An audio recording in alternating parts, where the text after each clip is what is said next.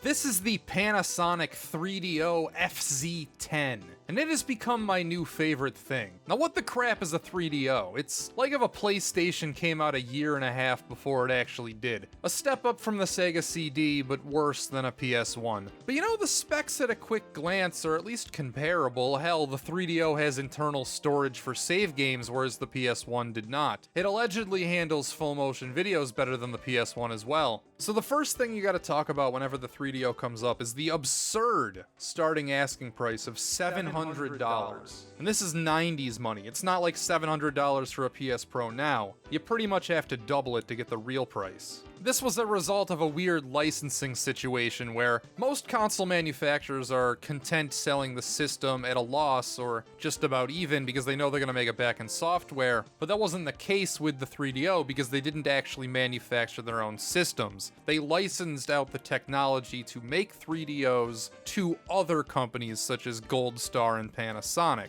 So those companies couldn't take a bath on the system themselves, they had to sell them at a markup, leading to this very consumer unfriendly price, which is no doubt what killed this thing pretty much dead on arrival, right? But it didn't fail as spectacularly as you might have thought. The thing sold about 2 million units, which that ain't nothing. It was also a great deal for software licenses because the 3DO company only took a $3 cut out of every game produced, which is nothing. For reference, Nintendo took about 30% on Super Nintendo cartridges. Since buying this thing, most of the people who have told me that they had a 3DO say that it was from when they were being clearanced out for $100, $200, after the PS1 and Saturn were already out, aka after this thing was already a failure and off the market. I always found these in-between failed 90s game systems fascinating. Like, these companies thought that there was a real gap in the market for a premium gaming system that could offer much more technologically than the Super Nintendo and Genesis could provide. And I guess eventually this niche was filled by the PlayStation, you know, the next console generation. All these super systems had a different approach to how they did things. We had something like the Neo Geo, which attempted to take arcade games and put them in the home by just using the same hardware in both places. It was ridiculously expensive, but you did get arcade quality games at home. Then we also had the other track, which was trying to convert the PC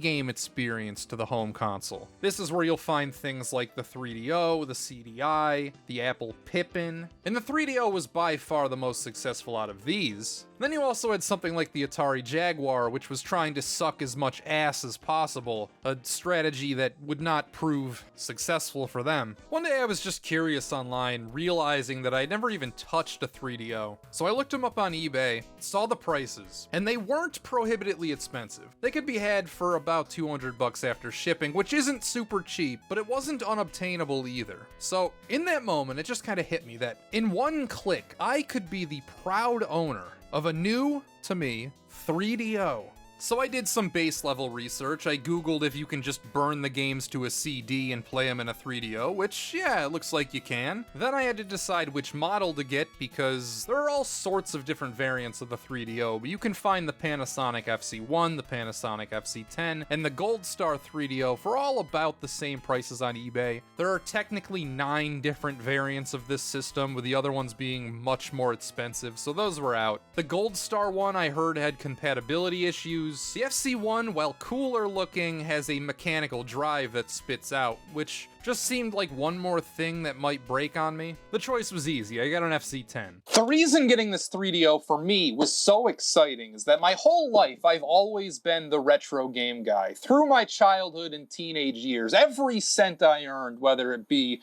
through birthdays, Christmas, shoveling snow, whatever, all of it went into my retro game collection, and year by year, one by one, I would just acquire all of these game systems. I basically had all of the notable ones. I had the entire Nintendo line, I had the entire Sega line, I had an original Xbox, I had a ColecoVision, an Atari 2600, and an Intellivision. For some god-forsaken reason, I thought it would be a good idea to get those. But never a 3DO, and the last game system I remember being able to introduce to myself was when I was 18 years old. I bought this Sega Saturn, this very same one. I'm 28 now, and it has been that long since I've been able to introduce a new system to my retro gaming ecosystem. And I couldn't be more excited for it, to see what this 3DO is all about. I know basically nothing about any of the games, and let's take a look. I bought a system that was only a couple hours driving away off eBay, but instead of messaging the seller to ask if I could go over and pick it up, I just let the shipping do its thing, which was a mistake because it took over a week for this thing to get here. Stupid USPS. Nah, it was probably the guy. The guy probably didn't ship it for like a week. Meanwhile, though, I burnt dozens and dozens of CDs ready. I could not wait for this 3DO to get here.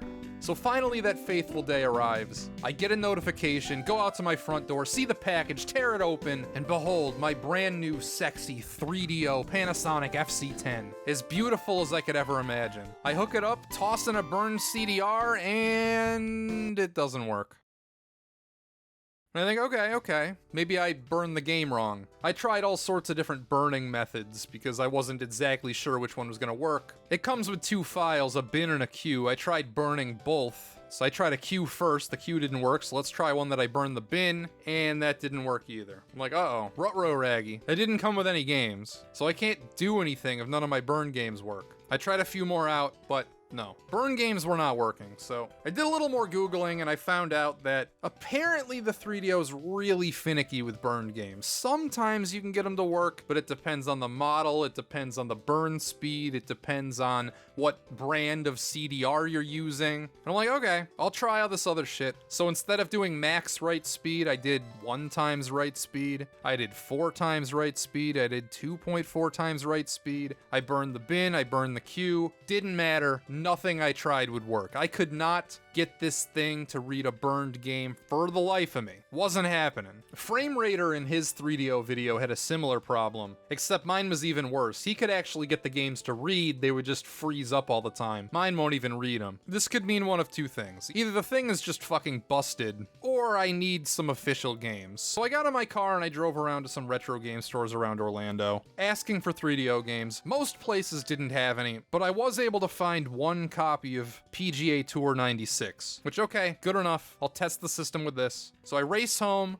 put it in, and it works. So I'm breathing out a huge sigh of relief at this point, because the 3DO isn't broken, I just need real games. Which is what led me down this crippling addiction. I have not been able to stop buying 3DO games since this. I now have 52. There were only 162 released in North America, meaning that I have almost a third of the entire library now. I wasn't discerning how I got these games. I didn't care if they were loose, I didn't care if they were in the jewel case, or interestingly enough for the 3DO in one of these long boxes, this is how they were originally sold. The games came in these oversized boxes, apparently to stop shoplifters. My rules for buying games were simple. I was looking for cheap. I would go to eBay, I would type in 3DO, and I would sort by the cheapest, and if it was $20 or under, I pretty much just bought anything I saw, sight unseen. Under no circumstances was I allowing myself to look up what a game was beforehand. All of these are blind buys. Obviously, some of the games I already knew about because I've seen them on other systems, or I've just, around the ether, you know, you hear things. And let me tell you, buying games when you have no idea what they are is so much fun, and I recommend it to anyone. Thrift was the name of the game though. I was looking for lots. My biggest steal that I found actually was I got a lot of 11 games from the Goodwill website actually for $101 after shipping,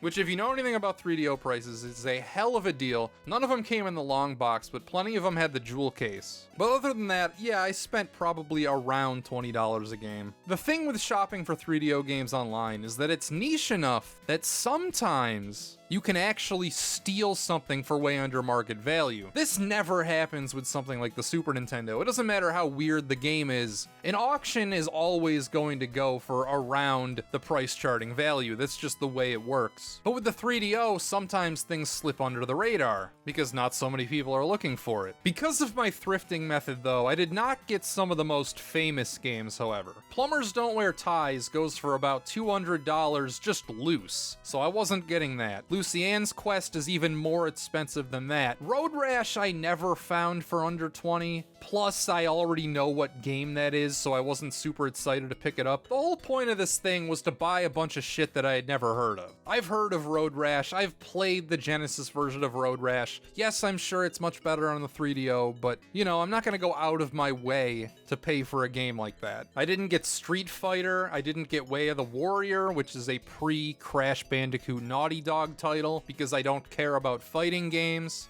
Doom is much too expensive, plus it's infamously shit, so you're not gonna see any of those. Okay, maybe you'll see one of those games I listed. But remember, if I don't have the game, I can't review it. Yeah, what he said. I don't want to clickbait you though. This is just gonna be me making fun of a bunch of 3DO games. That's all it's gonna be. You want to hear about some games maybe you don't know about, me make some corny jokes, and this is the video for you. Stick around. If not, if you don't like when I do this type of thing, then whatever. The controller's okay. It's like a Genesis 6-button pad, but it only has 3 buttons. Well, 5 with start and select, and it also has shoulder buttons, so it's not quite as hampered as a Genesis pad. But the D-pad feels similar to my 6-button Genesis is what I'm getting at. And if you're gonna talk about the 3DO, you have to start with the pack-in game, Crash and Burn. Straight out of the box, day one, this is what you got.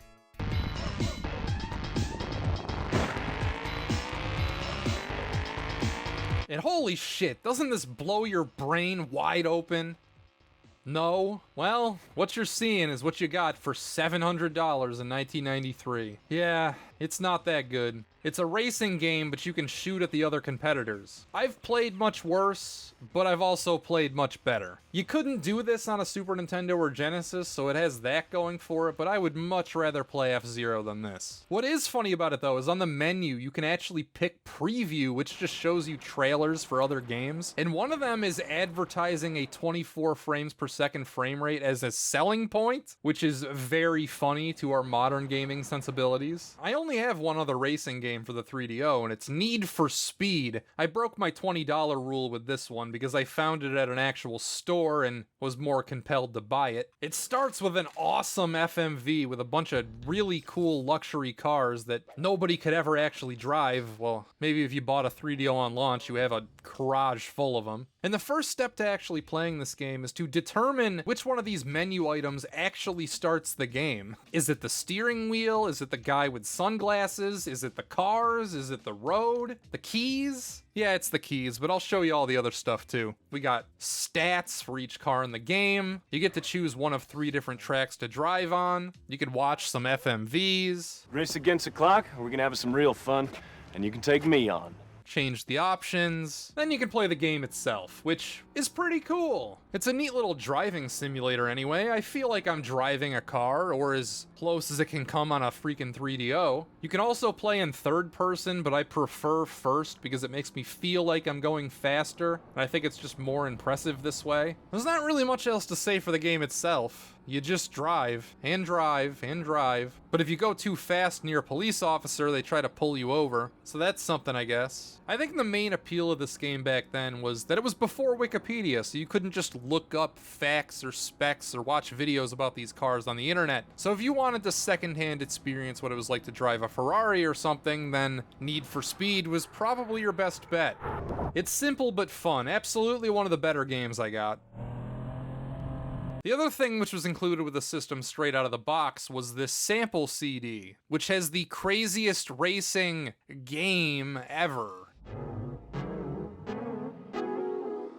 I mean, look at this. This is insanity. It's like they took whatever random images they had stored on their computer and just put them into the game. What is this, a fat Elvis ceramic? What is anything? Like, why am I focusing on that? What is up? What is down? It's just a tech demo though. It doesn't keep track of your place, it doesn't keep track of laps, it just goes on forever until you hit the back button. This sample CD is a real smorgasbord. There's an episode of Batman the Animated Series, an episode of Two Stupid Dogs, previews for games which I already have, so we'll get to those later, and this really cool 3D room with videos showcasing even more games. Sort of like a super low-effort Namco museum for the PS1.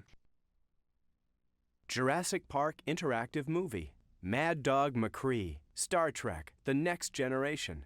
You've seen all the interactive movies. Press B to start the list again. I have another sample CD, but I'm not really sure where you would have gotten this one. It's filled with actual game demos as opposed to proof of concepts like the last one. Again, I have some of these, so we'll skip those. I don't have Captain Quasar, however, because it's one of the most expensive 3DO games if you wanted to actually buy it. So, you know, these sample CDs were good for getting a little taste. This is the game where the controller showed the most limitations, I think. Whenever you need to do some sort of tight action, you really butt heads up against this D-pad. It's not the best. It seems like you just run around an isometric world and shoot things, and it could turn into a real where the fuck do you go kind of game. Even just in this small demo, I was wandering around. I like it alright, I just wish there was a better controller to play it on.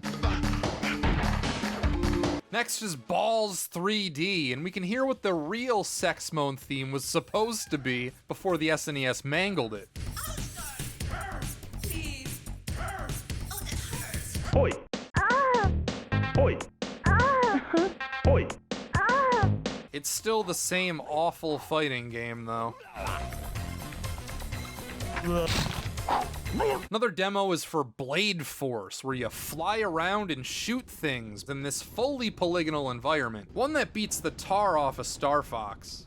It just looks so much clearer. It's much more definedly rendered. This demo's on a timer though, and after a couple minutes, Bubba says, it's time to buy the full game. So I did. It's the same thing, you just fly around and shoot things, which is an entire genre on the 3DO. It's really interesting how when 3D games were coming into their own, one of the first ideas that somebody came up with was, how about if you're in a vehicle and you fly around and shoot things? And they really did stick with that concept for a long time. You have things like the Star Wars arcade game and the weird vector tank game, both from Atari back in the 70s and early 80s, which fit into this genre. And then you saw a revival with these early 3D systems. Microcosm is an example of one of these, and it's the most pathetic one I own. It is the worst fly around and shoot game, because it's just a cursor on an FMV screen. The video plays, you're in some guy's intestines or something, and you shoot the bacteria. It's lame as fuck, and I only played it for a couple minutes. Then we have Total Eclipse, which has this state-of-the-art 3D animation. And this is a whole lot better than Microcosm because the world is actually rendered for one. You're still automatically flying forward in a straight line, not unlike Star Fox, and the graphics, I shouldn't have to point it out, yeah, they're a lot better than Star Fox, as they should be on the 3DO. But there's no pizzazz. I guess the FMV intro, but while you're playing the game, it's just... I don't know, man, it was kind of putting me to sleep. It doesn't help that I'm not a fan of this genre to begin with. Not bad, but we can do better. In Stellar 7, Draxton's Revenge. What happened to Stellar 1 through 6? I don't know and I don't care. This one's another step up because you can go in all directions. You're not limited to just flying forward. Other than that, it's pretty unremarkable.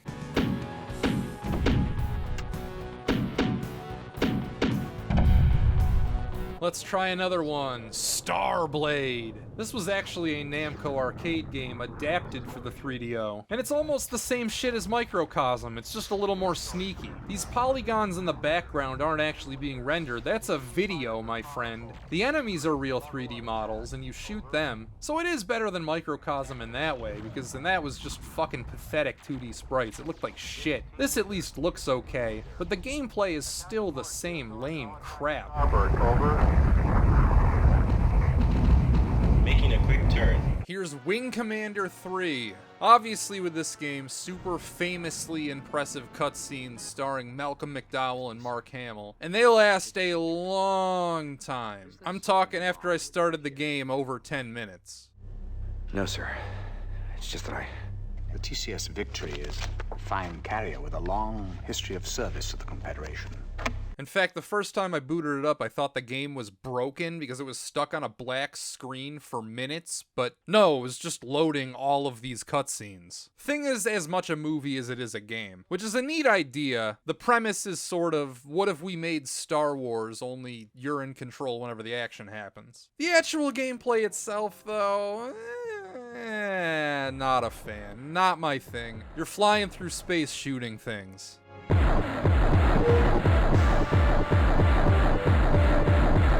Despite that, I still think I'd like to jump back in and give this a real try someday. It's like 90% FMV, 10% game, so I can put up with this. And there's more to it, to be fair, like in between missions, you're walking around the ship talking to people. This is the kind of thing the 3DO is all about. Doing things the SNES or even the Sega CD could never dream of. The size and scope of Wing Commander goes far beyond anything else we've seen. And that kind of attitude's good for morale. Yeah, well, you haven't been monitoring transmissions like I have. If you did, you would jump sector in a nano. I have one more fly around and shoot shit game, and I saved the best for last. Shockwave! It looks fucking badass. This is almost Star Wars levels. Okay, well maybe not that good, but it looks pretty damn good. The game itself has way more going on. You can fly in all different directions, which is awesome. There's good enemy variety. You got a little radar, which sometimes is interrupted by this lady scolding me. This isn't a game, Lieutenant. And I'd much rather be flying around Earth than flying around space. So these are my fly around and shoot shit games. They all kind of blend together. Not my favorite thing, but I would definitely go back to Shockwave. I could see myself beating that someday. Let's get a little more weird though. Let's show some of the strangest games I got. Here we have Fun and Games, which is like a Mario Paint clone with weird mini games tacked on. One of the mini games, you fly around and shoot shit. I mean, it's still better than Microcosm, as pathetic as this is. Sure, it uses all 2D sprites, but at least it doesn't look like shit.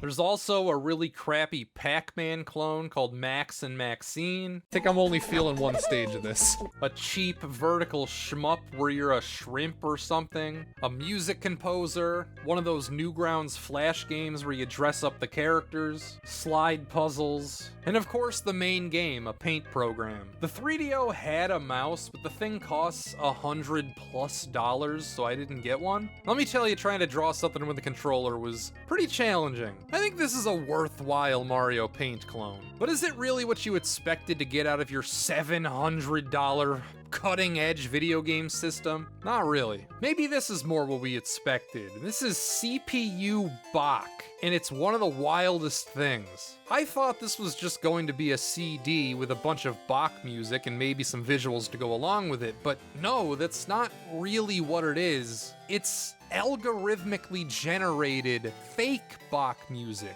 It's AI designed to sound like Bach, but it's not actually Bach. It's so weird. This was made to be thrown on at like dinner parties or something, so you have continuous music going on in the background. And I just find this thing's existence fascinating. Like what you're seeing, this is the game. You can change the visuals. You can have Windows Movie Maker psychedelics. You could have sheet music, but that's all it is. It's just fake Bach music.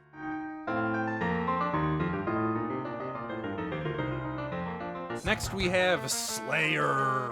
What is this gonna be? AI-generated Slayer music? Now that's something I can get behind. The opening is this really cute castle. Looks like Windows 3D Movie Maker. Some guy's shuffling up to the door.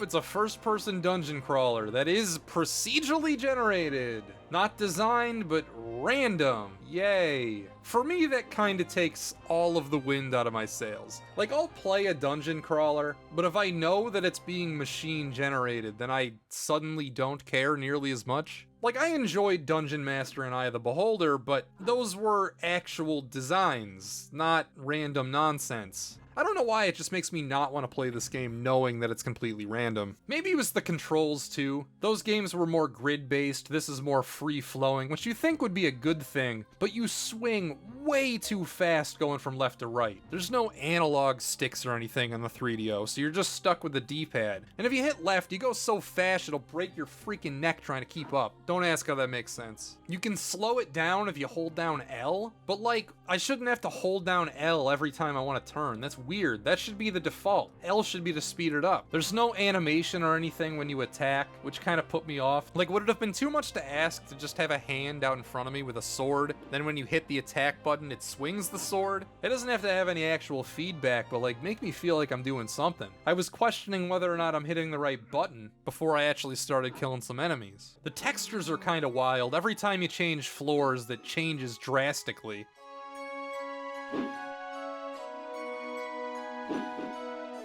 Yeah, I'm probably never touching this ever again. I do have another RPG, though, with Guardian War.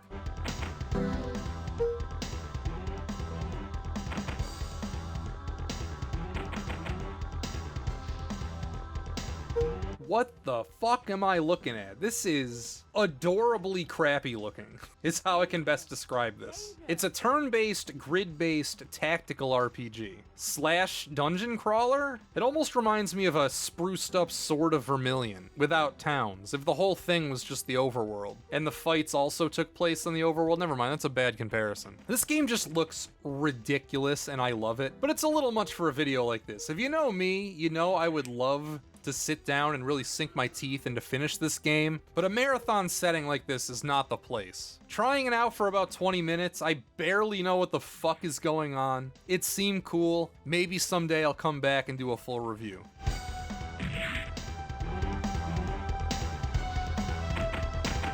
I also have some non-games, such as the 20th Century Video Almanac, which is hilariously USA-centric. There's a part where you can pick any country in the world and read stuff about that country, but it's always just how it relates to the US or to World War II or to some huge event like that. Like if you click on New Zealand, it's like one thing ever happened in the country's history. Some boat sank. That's it. That's all New Zealand gets. Such a weird vestige of edutainment's past. The idea that you would release a game that is just a video almanac. This is straight up PC software you would find in a computer lab, released for a home video game console. It's weird. You wouldn't have seen something like this a few years later, but while they were still trying to figure out what sells in this whole CD platform, hey, let's throw on 20th Century Video Almanac. I also have 3DO Atlas, which is exactly what it says it is. It's the Earth. You can play around with it, but it's not exactly super useful, because this is as far as you can zoom in. There's no roads or cities or anything. Well, actually, you can view maps of a few cities, 4 in fact, and not even the full cities, because by New York, they just mean Manhattan. I guess modern technology has spoiled me for thinking that this would be more like Google Earth, that you would be able to actually get directions or something on this thing. There is a, quote, game option, which is just trivia, and they really make you feel stupid for getting something wrong.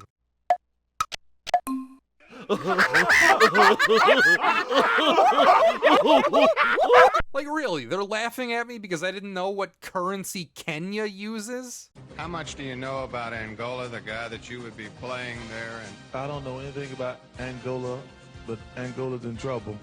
Another edutainment thing I have is called Oceans Below, which is fucking terrible and I don't want to talk about it. We're anchored in 90 feet of water. It's between this and Real Pinball for the worst game I own for 3DO. Real Pinball sucks because, well, for one, is there anything more pathetic than virtual pinball as a video game genre? And second, what's so real about this pinball? They should have called it Barely Pinball because there's no tactile feedback to any of it at all. The 3DO buttons aren't pressure sensitive or anything, so it's not like you're controlling the power of your swings. I felt like I was in no control over this, and oftentimes the ball would just go straight down the middle and I had no chance of getting it, and it would go down the fucking side things where you can't hit it either, way more often than it ever has in any real pinball I've ever played. It just fucking sucked. I hated it. I hate it. I hate virtual pinball, and this is a bad example of virtual pinball. Fuck this game. And while we're going over bad games, yeah, why not? Let's talk about Plumbers Don't Wear Ties. It's cheating because I don't have it on the 3DO, but I do have it on the Switch.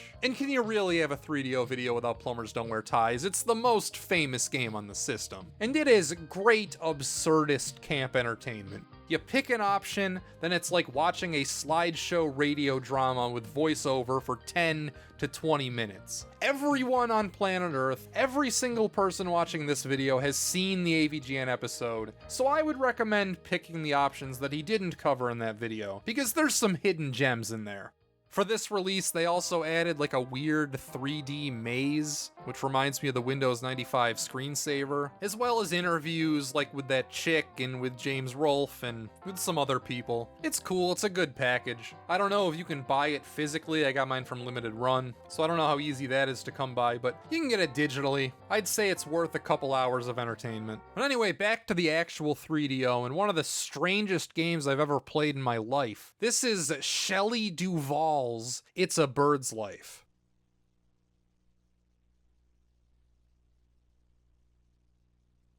Hello, I'm Shelley Duvall. What the heck am I playing? Who wishes they were a cat? It's a bird's life and I wouldn't change a thing. Got my very own song just in case I wanna sing. From morning till night, baby, it's a bird's life. For me, it's a bird's life. An interactive children's book about Shelley Duvall's real-life pet birds. Yeah, her husband did the music, or I'm sorry, they weren't married. Her late life partner, Dan, did the music, and it's certainly something.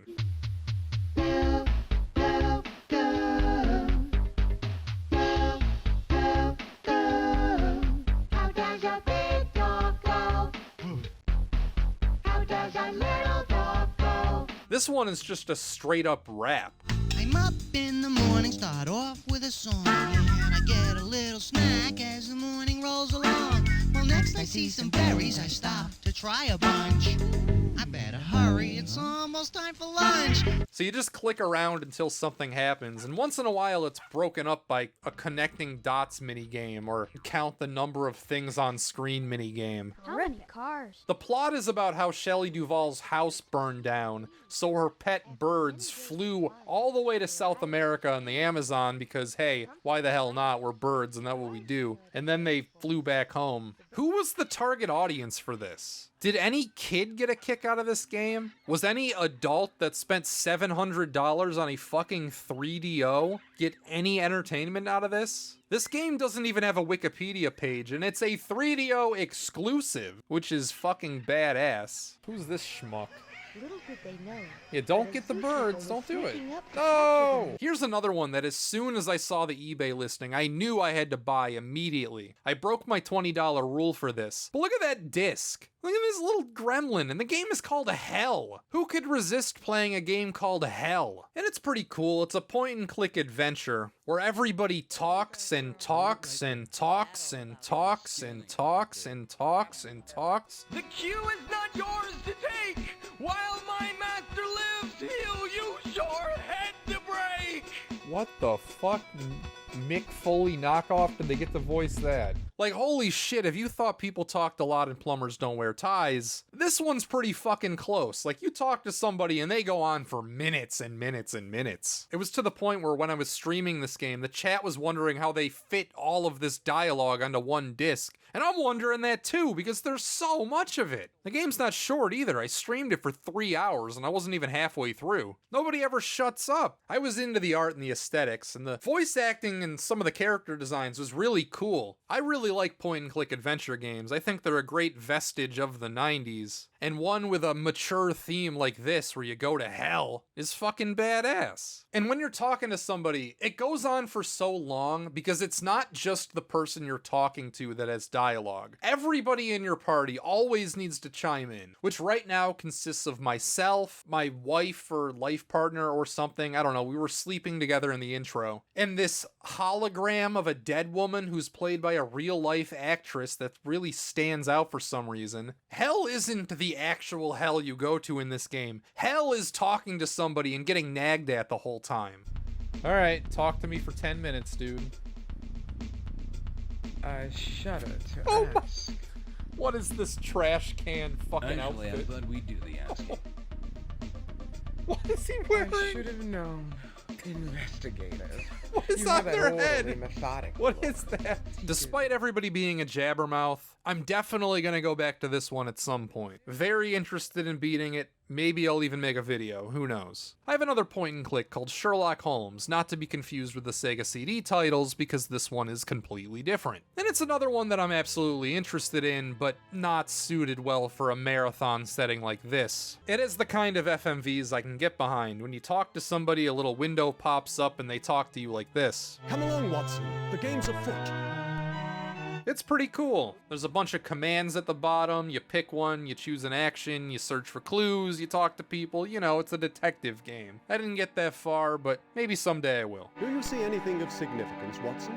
There were also humongous entertainment games ported to the 3DO, such as Fatty Bear's Birthday Surprise, which is one that I had never heard of, and I didn't even realize was a humongous entertainment game until I got it in the mail. When I was just burning 3DO ISOs to discs, anticipating my system to show up, Fatty Bear's Birthday Surprise was a title that leaped off the page to me. It was an instant download and burn. That was one of the games I was most excited to play. And the funny thing is the eBay auction I won wasn't even for this game. I won an auction for Fatty Bear's Fun Pack and got Birthday Surprise instead, which was fucking awesome and a real birthday surprise for me because that actually happened around my birthday. Tomorrow's my birthday. And Mom and Dad did have a big surprise for me. Good night, Fatty Bear. You be good. So what is Fatty Bear's birthday surprise? Is it diabetes? No, it's a dog trapped in a box. My God, that's somehow darker than my joke. Goodness gracious. There goes Kayla's birthday present. But if you've played any point-and-click humongous entertainment game, you know what to expect. You click on things, stuff happens in the background, but they don't actually really affect anything. It's one of those games you can beat in probably 10 minutes if you know what you're doing, because the main objective is basically just to gather ingredients for a cake, then bake a cake, and most of the ingredients are in the kitchen anyway. The only real puzzle in this game is figuring out how to get into the garage to get the sugar, which is to jump down the laundry chute in the bathroom. You ever been in a house with a laundry chute? My grandparents' house had one back in New York. It was pretty cool. I would always just throw random shit down there and then run to the basement and pick it up. Just wild that it made it down there. Anyway, you jump down the chute into the basement, which has the key to the garage, which gets you the sugar, and that's really it for finishing the game. It's kind of fun. I enjoyed my time with Fatty Bear, but I think humongous entertainment games got a whole lot better after this, such as Putt Putt Joins the Parade. Putt Putt Goes to the Moon is also on the 3DO, but when I was sourcing games for this video, the only one that ever appeared on eBay was a sealed copy that went for way more money than I was willing to pay, so we're stuck with Joins the Parade. Another incredibly simple humongous entertainment game. And when you come to the parade, you'll need to bring a balloon and a pet. Why? I don't have a pet. I always wanted a puppy. Then I'm sure you'll find one. All you gotta do is get one balloon and one pet, who we find in a cave. Both these games are about getting a pet dog, which is a weird coincidence, I guess. Putt Putt's main obstacle is that he gets blocked so easily. Like there's birds or mice on the road and Putt Putt goes, Can't go that way. I might hurt a bird. You only need to get 2 coins to get a car wash to beat the game, but if you save up for 5, then you can repaint them, which I kind of regretted because orange Putt Putt is cursed. Game ends with all the grandiosity you would expect. Come on, everybody. Let's go. I get to lead the thing? Wow. And you know what's funny about the ending of these games is they just kept the same screen and options as the PC version, but it doesn't make any sense here. Like, it's asking if you want to play the game again or if you want to back out, but this is a 3DO, there's nothing to back out to. If I hit no, the game just restarts. This isn't Windows 95, so it's not kicking me back out to anything like that. Fatty Bear had the same thing at the end. It's just a bizarre leftover from this being a port. So those are all the point and clicks I have, but I do have another sample CD, not from Panasonic this time, but from Interplay. Normally when Interplay makes a game, if it's on like the Super Nintendo or the Genesis or the PlayStation or something, that's a bad sign, but they were one of the most prolific developers on the 3DO. The menu reminds me of the Inspector Gadget Cinemassacre memes. Move the glow.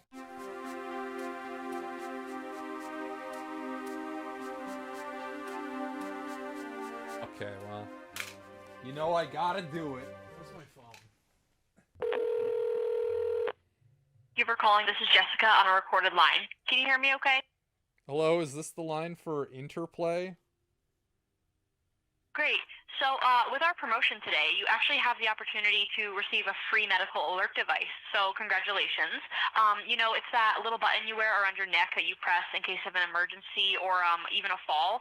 Now, when you're participating in our monitoring program, you actually can get your medical alert absolutely free. So oftentimes it's really expensive to buy a device like this. So we make it really simple for you. We pay for the entire unit itself and then ship it right to your house for free.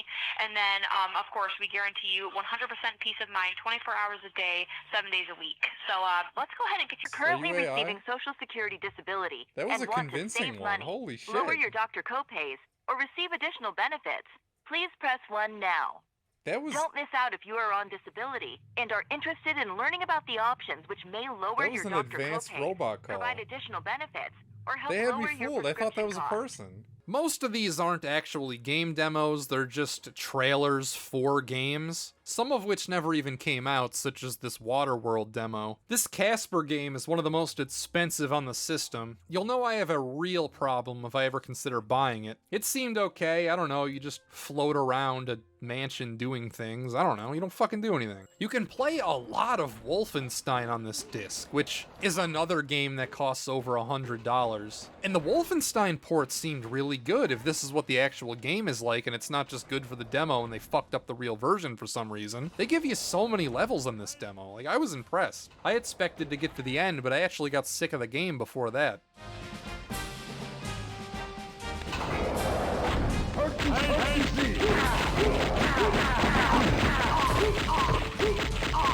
I only own 2 Interplay titles. The first being Alone in the Dark, which is like prehistoric Resident Evil, and the first Resident Evil's already plenty prehistoric. I had always seen Alone in the Dark, I had always heard about it, but I'd never actually played it until now, and the thing that surprised me the most is how this game has absolutely no chill. There is always something chasing you, and it's not what I think of when I think of horror. When I think of horror, I think of a quiet, creepy game building tension through atmosphere, where you're slowly solving puzzles. Instead, this is like a super frantic, really weird action game, and there's always shit just coming after you. You feel like you're playing awkward 3D Pac-Man. But this is a legendary game. You see it on like the history of video game timelines, and rightfully so. It's the first 3-dimensional game where you move around like this. It was certainly influential, and Alone in the Dark wouldn't have worked on the SNES or Genesis or even the Sega CD, so it's good to see a nice console port here.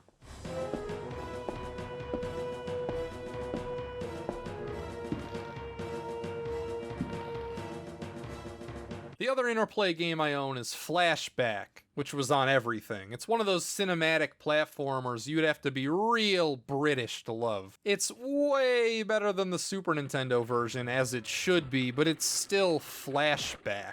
I got stuck in a pit after playing for about 3 minutes, and I couldn't get out and said that was enough. These kind of games go against everything I enjoy in platformers. They should be easy to play, but difficult to master. That's my ethos. But something like Flashback or Out of This World are just difficult to handle right out of the gate. And time and place matters. In 1993, when I had just spent $700 on a game system, another $50 on the game, I'm gonna sit down and I'm gonna fucking learn how to play Flashback come hell or high water. But acquiring it inside of a lot with 10 other games, playing it for a video where I'm talking about 50 different games, it's just a thorn. I don't want to learn Flashback just for this video. I don't want to play this. It's just frustrating. You struggle just to do basic jumps and functions. It sucks just pulling out your gun and shooting things. It's a hassle to do everything, which is the game, but that still doesn't make it less of a hassle. Yeah, whatever. Shit on me in the comments. I don't care.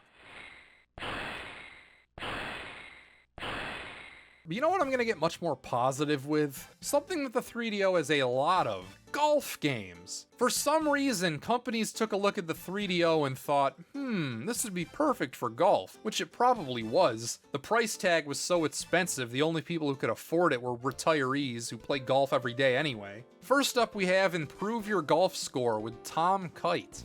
Golf is meant to be an enjoyable experience. Yet I work with many golfers, including numerous top-level touring pros, whose self-imposed pressure to succeed not only distracts from their enjoyment, but limits their performance as well. Wait a second, this isn't a game at all. In the concept phase, a core pillar of the 3DO was supposed to be video CDs, as showcased in that demo disc. Remember, with the episodes of Batman and Two Stupid Dogs, there was supposed to be a whole bunch of stuff like that, but they didn't end up doing too many, probably because they didn't sell. Some of the most expensive software on the system are those Woody Woodpecker compilations, which are just episodes of Woody Woodpecker on a 3DO disc. I can kind of see the appeal. They didn't have YouTube in 1993. 3. So if you wanted a golf instructor, somebody to show you how to swing a golf club, then this was your only option. And what is there to say? Tom Kite shows you how to do various golf swings. There's 3 fucking discs of this. The video doesn't look especially good, but it does look better than what would be on the Sega CD, so alright. Now let's move on to some actual games. This is Pebble Beach Golf Links, which you probably know more as a Saturn game, but it was also on Genesis and Super Nintendo. It was on everything. This one is its own beast. I thought it was gonna be basically just the Saturn game, but it's different, and by different I mean there's no Craig Stadler, so what the hell is the point? There's different music, the presentation is different, but when you're actually playing golf, it seems to be exactly the same.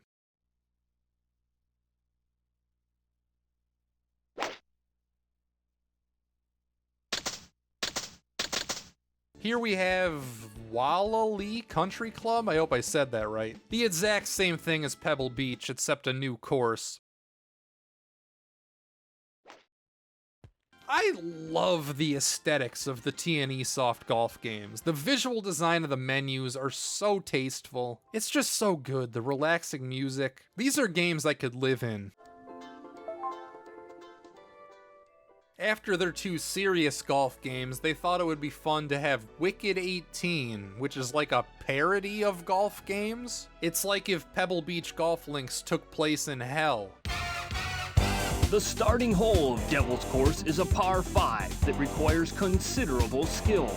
Water flanks both sides and rocks float perilously above the fairway. Which is a fun gimmick for a game, I must admit, but the courses are so much harder as a result of this.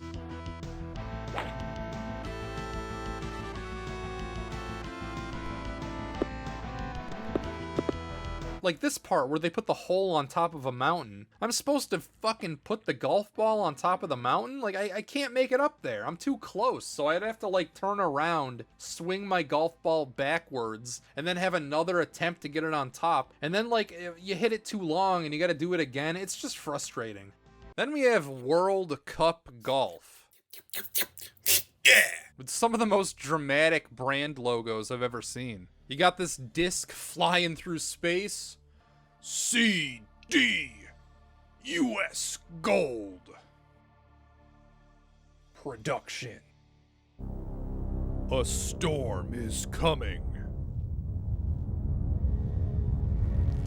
Like, what is all this before the game? Are these all company logos? How many companies worked on this freaking game? Them too? What? No way.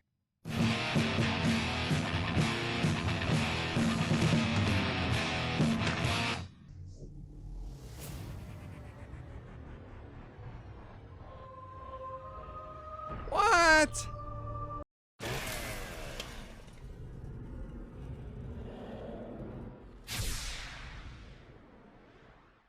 Welcome to US Goals and Arc Development's World Cup Golf. You know what's nonsense about not just this game, but the 3DO in general?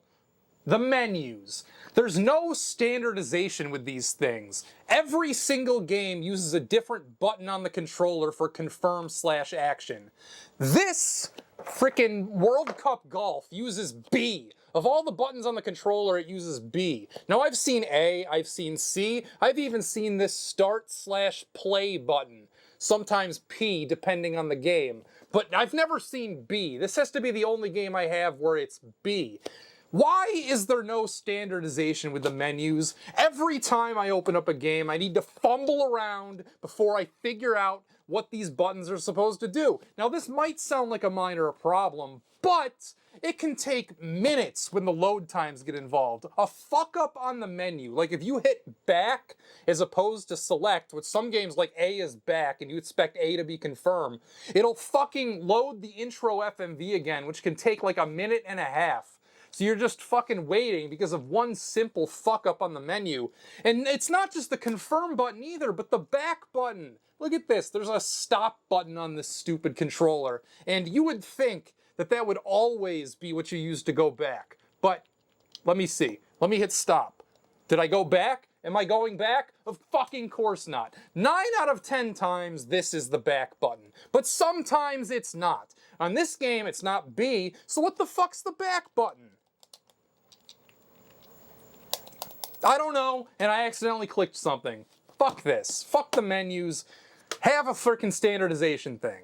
It's fine, it's another golf game, what do you expect? My main nitpick is that you're controlling a mouse cursor on screen. For everything, to select clubs, to swing. I guess that's really all you do. So it's obviously a PC port.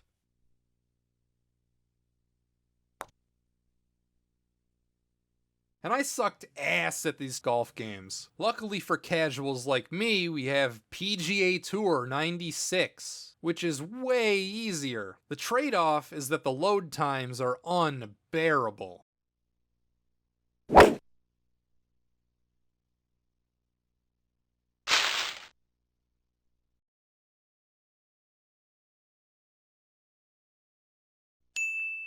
The presentation's pretty cool with the real picture scans, but I still prefer TN. Wait a second, is that Craig Stadler? Holy shit! Okay, alright, PGA Tour's way better then. Think you can get it inside mine?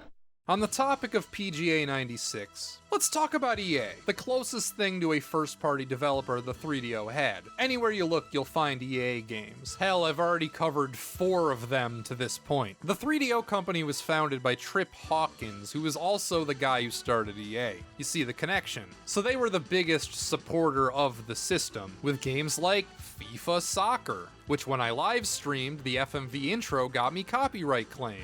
Very cool. I don't know, it's soccer. I don't know how to play this sport. Madden, however, I can get behind. It's better than the Super Nintendo version, but I still wouldn't choose this over Tecmo Super Bowl or something for a retro football game. The FMV video highlights are cool. It's weird that it uses real teams but generic players. I'm pretty sure the SNES and Genesis Maddens had actual players by now, so it's just bizarre to not see them here. It's okay, but I think it was a bit of a missed opportunity, because there's no commentary for one. I'll bet they could have pulled it off. Yeah, it's just slightly more advanced Madden. Next up is Twisted, which is a game I was super excited for. I knew about this one beforehand. I had remembered it from like a Sega Lord X or a GameSack video or something. I had definitely seen it before. And just look at it. Doesn't this look amazing? This looks like every great thing a 3DO game could be. Cheesy but amazing FMV, weirdly high effort production values, just zany off-the-wall humor. However, when I actually played it, it was by far the most disappointing title I have for the 3DO. Because all of this is just paint over a really shitty, and I mean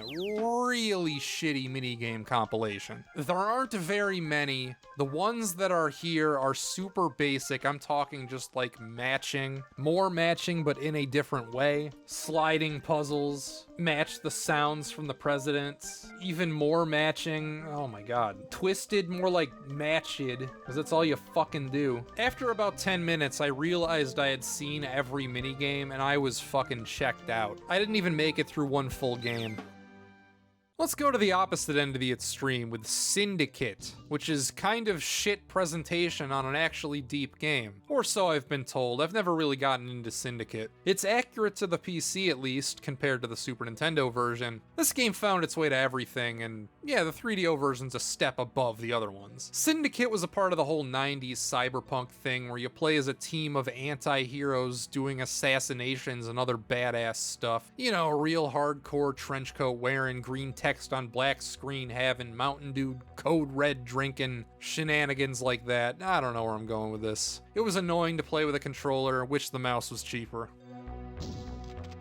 Another game the mouse would have been good for is Theme Park, which again seemed accurate to the PC, but another commitment on my end to learn how it worked. The opening FMV looks like the Money for Nothing music video, and for some reason, controller, I kept grappling with the controls. I also couldn't figure out how to place trash cans, so garbage just piled up everywhere. What am I running here, a theme park or a landfill? You only start with access to shitty rides, so my entire theme park was like 2 merry-go-rounds and a bunch of garbage. Not a place I'd ever want to go. So that covers it for the EA titles. I feel like a round of Family Feud, why not? And it's pretty impressive. It actually feels like the TV show, which is the highest praise I could possibly give something like this. You pick a family, you guess some survey answers, it's like playing along at home, except without Steve Harvey making dumb faces to every slightly off-color answer one of the people gives. Just having real sounds and visuals from the show goes such a long way when you're selling a premium product like this. It feels like the $700 version of this concept. Very functional if you feel like playing Family Feud. Look no further. Let's try Battle Chess. I think everyone's familiar with this one. It's chess, but with fancy animations. My main complaint is that it's really hard to see the board. I wish there were any kind of camera controls, or maybe just a simplified overhead view you could access by hitting a button or something. It's super slow, both to move and sometimes for the CPU to think. Though I could see this being fun with a friend just to spice up a regular game of chess.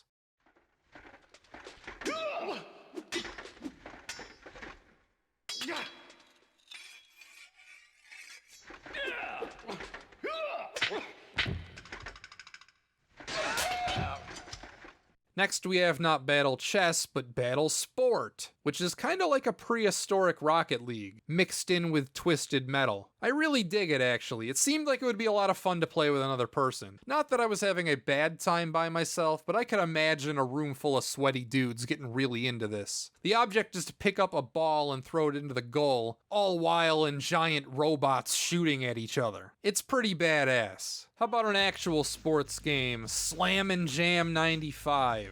Drives to the hole! Technologically impressive when compared to the Super Nintendo, Genesis, and Sega CD, but it plays like shit. I've played a lot of basketball in my life, and this does not feel like basketball. It's not fun in an arcadey way either, like NBA Jam. Much like Madden, it's very strange that it has completely made up names but real cities for every team. I guess I don't know what the alternative is if you weren't going to get the NBA license, but it's more customary in sports games like this where you don't get the license to use generic numbers instead of fake names for every player. Like instead of Michael Jordan, the best player in the game should just be an inconspicuous number 23, not whatever the hell these names are. I also got Myst. You know Myst, you love Myst. It's Myst. It's on everything. Copy of Myst? It's an antique. Explain the game real quick for our young... It's like a computer game for young lady. First for young ladies. It is not a young man's game. It looks better than the DS version at least. But I don't know, it looks about how I remember the PS1 and Saturn versions looking. The load times, however, are horrendous.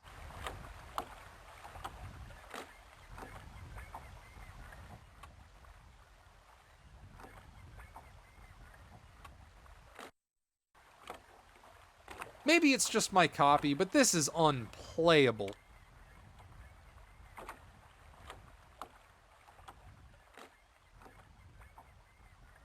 Here's Jurassic Park, which has a completely different game on each system. The 3DO is probably by far the worst one, because it's a cheaply done minigame compilation. This isn't the premium 3DO experience. You're playing QIX and Super Glove Ball and shitty Space Invaders. It sucks.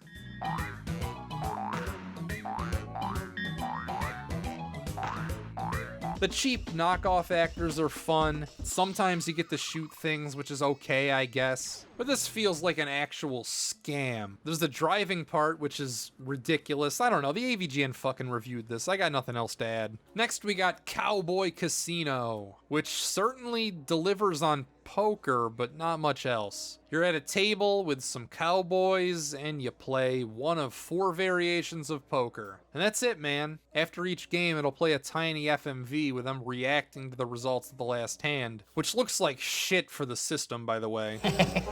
I could have beat you desert rats with 2 aces tied behind my back. These are sub-Sega CD quality. You win that one. I don't feel like I'm getting a real $700 poker experience here. Game feels cheap. Maybe I wouldn't have felt that way in '94, but this feels trashily put together. I feel like a cowboy poker game could have been good had it been T&E Soft or something. They know how to take something simple and wrap it in the deluxe packaging to make it worthwhile. Next, we have Icebreaker, which is an actual scam. If I had gotten this for my birthday, I would have shot myself and then my parents. In that order somehow, in Minecraft. You drive around a white triangle, shooting other triangles and running into other triangles. Triangle, triangle, triangle. It's not fun. It sucks. Doesn't belong in the system. Fuck it.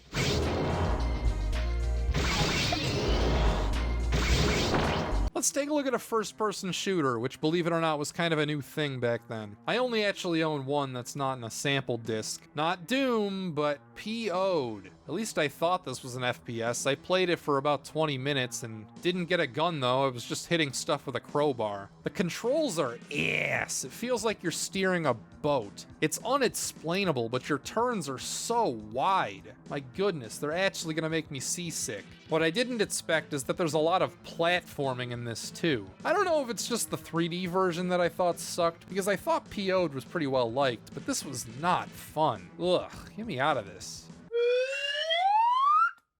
Here we have Seal of the Pharaoh, which is a first-person dungeon crawler with turn-based combat. But it's weird because there's no text to anything. It's just weird symbols, and you gotta figure out what everything does. I wandered around, found nothing except this talking fire guy. I am with you. I will open the door. Watched some FMVs. I don't know about this one. I don't know if I'm compelled to go back and give this my full attention. I think I've seen enough. Next up, the Daedalus Encounter, an FMV on 4 discs. Holy crap. Switch on neural interface. You got it. Casey? It's airy.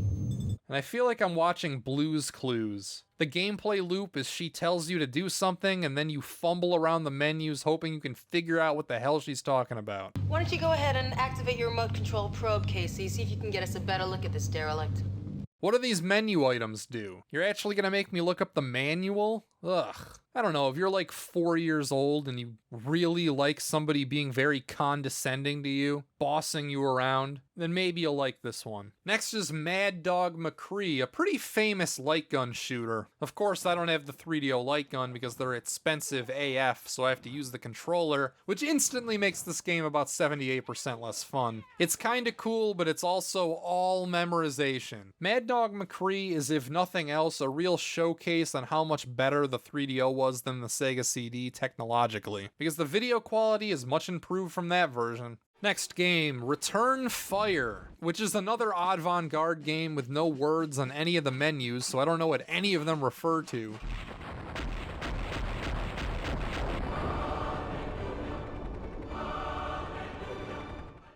It's good to know that Hallelujah soundbite predated the internet. Wait a second, this game's an ad for the fucking army. Oh, that's a little gross. The game itself was pretty fun though. It's Capture the Flag. That's kind of funny in the first stage because I didn't even do anything and it's just playing the Hallelujah. Then you do it and there's like stock footage of celebrating the end of World War II. It's like, Jesus guys, I just beat stage 1. There wasn't even anybody shooting at me. It uses all this classic stock classical music that you've heard all over the place.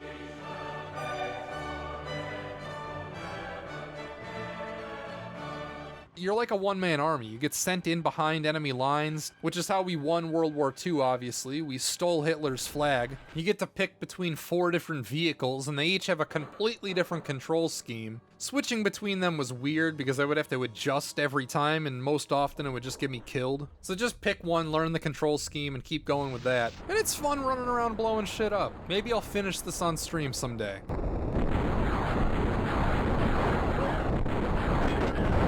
Now we got Star Control 2. This title is way too much to cover in a video like this, but it's super ambitious. Seemed cool as fuck. You're in a spaceship flying around, talking to people, gathering minerals. It's completely open world, which is awesome. The plot is you're a spaceship captain going back to Earth, only to find that it has been taken over by an alien race, so you gotta free your home planet from the aliens. I didn't play it for that long, but it seemed amazing. And this is a legendary PC game. The 3DO is the only console port it ever got, and it seemed to be basically the exact same thing. I'm definitely gonna head back to this one someday, because I could see it becoming all-consuming. Just vacuuming all of your time.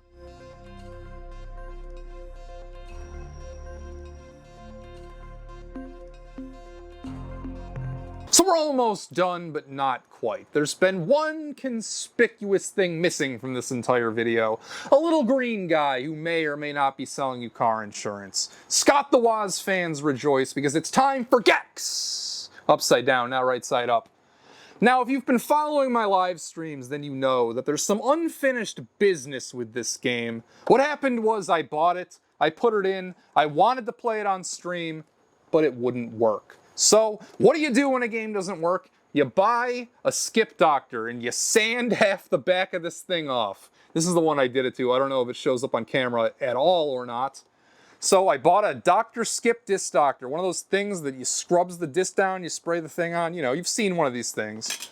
So that didn't work either. I bought another Gex because of that. There's another copy inside this case. So I've got 2 Gexes. Neither one of them would work. I got a second copy of Gex, and believe it or not, it wouldn't work either. So at this point, I realized that there was probably something wrong with my system because Gex wasn't the only game that wouldn't work.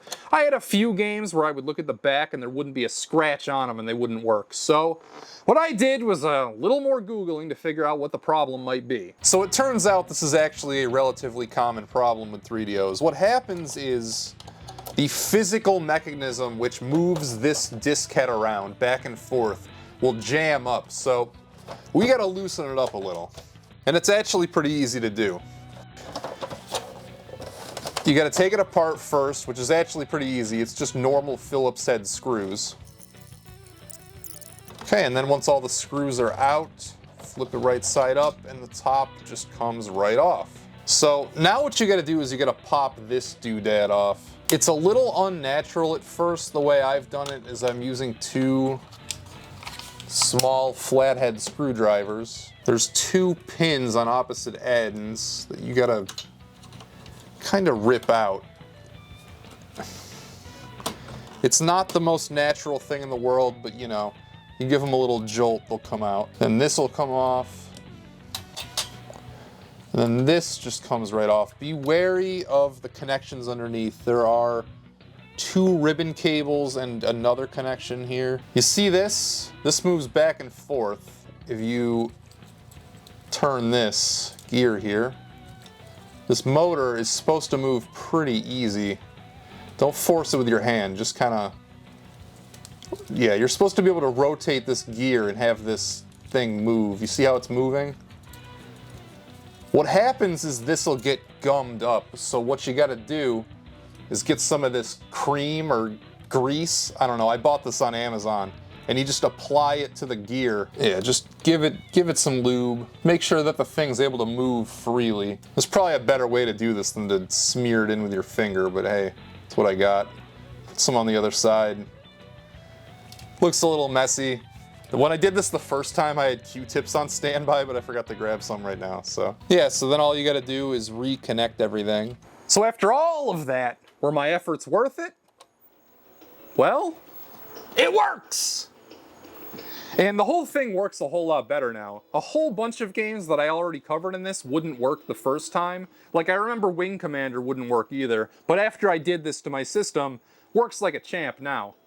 Let's give it up for Gex, my sexy lizard, Mr. 3DO, the face of Crystal Dynamics. This game sold over 1 million copies on a system that only moved 2, an attachment rate of more than half, proving that even with the advent, the allure of creamy 3D graphics, full motion videos, and Shelley Duvall, gamers still longed for a good old-fashioned 2D platformer. It was called the 3DO after all, not the 2DO, so we didn't see very many games that I would classify as 2-dimensional, let alone a platformer. This is the only 2D side-scrolling platformer I have personally seen on the system. And in this video, you know, I covered 52 games. How many of them would I classify as 2D in general? There's the humongous entertainment titles, Flashback, Battle Chess, Icebreaker, and Gex, of course. But that's it. 5 out of 52. In hindsight, maybe that was a mistake. If they could simply make slightly better 2D experiences than what we could see on the SNES, then maybe the 3DO would have done better.